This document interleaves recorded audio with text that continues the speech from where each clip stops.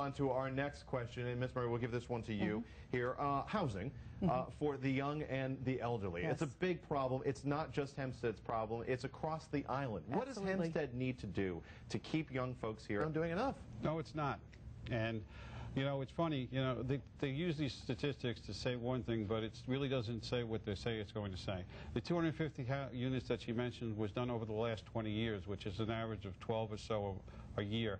The 800 housing that she's talking about refurbishing is already existing affordable housing. They just made it so that it was up to the code and everything else that goes along with that.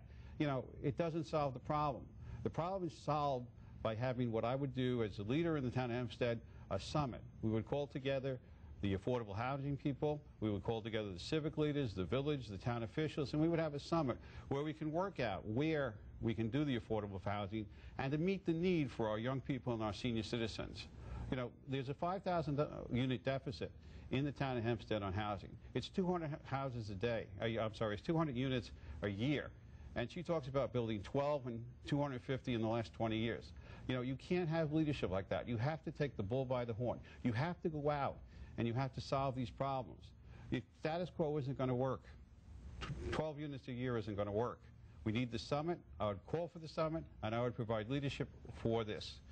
And as far as the senior citizens are concerned, they should have their housing as much as we could build. But again, 3,000 units over 20 years is about 150 units a year, and that is far less than what we need. Well, it's interesting because we have a number of municipalities that we require cooperation from. She doesn't say that. We have the county, we have the villages, and we have the town of Hempstead. Without the full cooperation of all these agencies, which have property in the town of Hempstead, which have control over zoning in the town of Hempstead, you're not going to accomplish anything. Again, it's like smoke and mirrors. She says one thing, but it really doesn't mean what she's saying it means.